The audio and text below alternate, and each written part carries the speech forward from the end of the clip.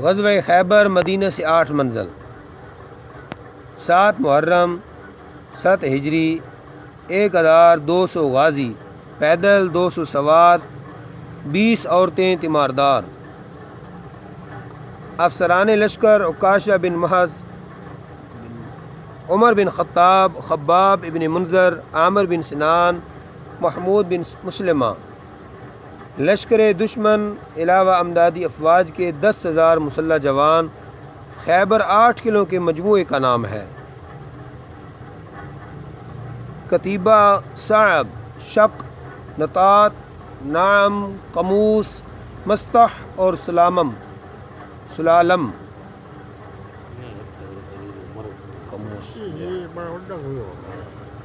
یہ 8 قلعے اتوں بنائے بنے، 8 قلعے یہودیاں بنا کر رکھے۔ خیبر کے یہود قدیم سے قریش کے نہ چندان خیرخواہ تھے، نہ چندہ خیرخواہ تھے، نہ ان کے ہم عہد۔ البتہ عام عربی قبیلوں سے ان کا میل جول ضرور تھا۔ جڑے مکہ مکرمہ میں جو نکلے ہیں نا یہودی مدینہ منورہ جو، وہ بھی خیبر لاگے۔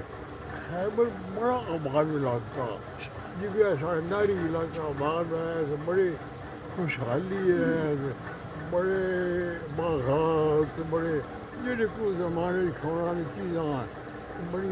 وہ خیبر اتنا آباد ہے، بڑے پھٹے یہودی بڑے طاقتور، بڑے طاقت والے، بڑے پھٹے ہوئے۔ وہ یہودی مدینہ منورہ دے یہودی ون کے گئے، خیبر گئے، یہ بھی بھائی کے مل گئے، انہوں نے مزید اکسایا اسلام کے خلاف گلا کی جناب قریش نے اپنی حکمت عملی سے ان کو اپنے ساتھ ملا لیا اور مسلمانوں کے برخلاف جنگ پر اکسایا۔ قریش بھی مل گئے، یہ مل گئے، ہوتی رہ گئے وہ سارے ساخرا سارے کو بڑی طاقت بڑی ہر شب بڑی قلعے ہوں بھی وہ قلعہ موجود ہے، بڑی قلعہ بڑی مضبوط سارا آ گیا سی۔ یہ جنگی تیاریوں میں مصروف تھے اور مدینہ میں متواتر خبریں پہنچ رہی تھیں، مگر قریش کا الجھاؤ اس طرف متوجہ نہیں ہونے دیتا تھا۔ جنگی احزاب میں اہل خیبر کھلے دل شریک ہوئے۔ ابو رافع رئیس خیبر قریش کو متحدہ قبائل کے سامان اسد و اخراج ضروریہ کا متکفل تھا۔ اطراف مدینہ کے اضلاع وطن یہود بھی اکثر خیبر ہی میں سکونت پذیر تھے۔ جنگ احزاب کے بعد اعلانیہ اہل خیبر قبائل کے اکسانے اور مسلمانوں کے برخلاف جنگی تیاریوں میں مصروف ہو گئے۔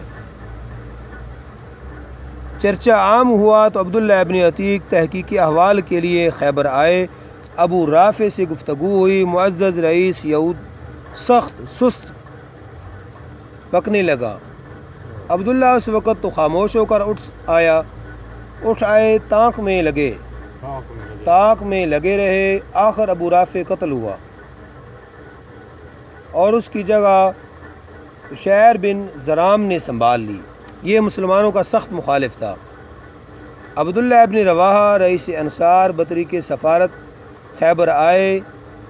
30 سوار تھے، 30 سوار 7 تھے۔ عشیر صلح پر راضی ہو گیا، لیکن شرائط صلح کی تکمیل رحمت عالم صلی اللہ علیہ وسلم کی منظوری پر موقوف تھی۔ عشیر مدینہ آنے پر تیار ہوا۔ 30 سیدھا یہودی بہادروں کا رسالہ ہم رکاب تھا۔ قرقرۃ القدر پہنچے کہ سپاہیوں میں کچھ تکرار ہوئی۔ عبداللہ دھوکے میں تھے۔ دراصل یہود ابو رافع مقتول کا انتقام لینا چاہتے تھے۔ رسالہ یہود بے دھڑک حملہ آور ہوا۔ خراشیر کے بدلے ہوئے تیور دیکھ کر عبداللہ بھی مقابلہ میں آ گئے۔ لڑائی ہوئی، رئیس اور بہت سے یہودی قتل ہوئے اور باقی بھاگ نکلے۔ اب کنانہ ابن حقیق رئیس سے تسلیم ہوا۔ یہ بہت بڑا بہادر ماہر جنگ سمجھا جاتا تھا۔ اس نے غطفانیوں اور ان کے خلفاء وغیرہ قبائل کو بہت جلد اپنا ہمساز بنا لیا۔ ابی ابن سلول نے رئیس غطفان اور ان کے حلفاء قبائل سے کہلا بھیجا کہ مسلمان بہت قلیل ہیں، وہ اس معرکہ میں ہمارے مقابلہ میں کبھی کامیاب نہیں ہو سکتے۔ فتح احزاب ایک اتفاقی واقعہ ہے۔ مدینہ میں عام چرچا ہونے لگا۔ احزاب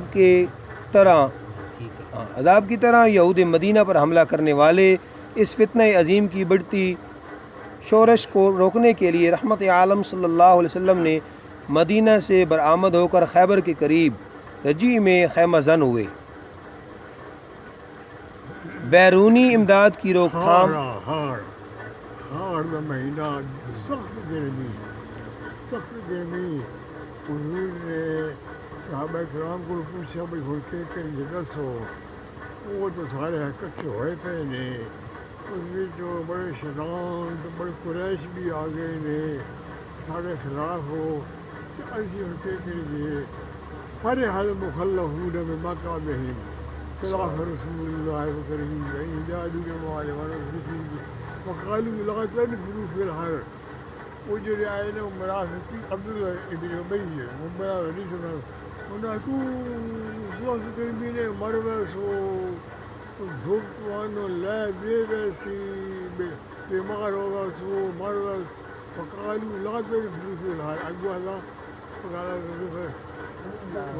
لا تنفروا في الحر قل نار جہنم اشد حرا۔ اللہ تعالیٰ حضور نے حکم دیتا کہ تجھے سو دوزخ کی نار اس نال سخت ہے، دوزخ کی آگ اس نال سخت ہے۔ ایک قل لا تنفروا في الحر كانوا يحذرون۔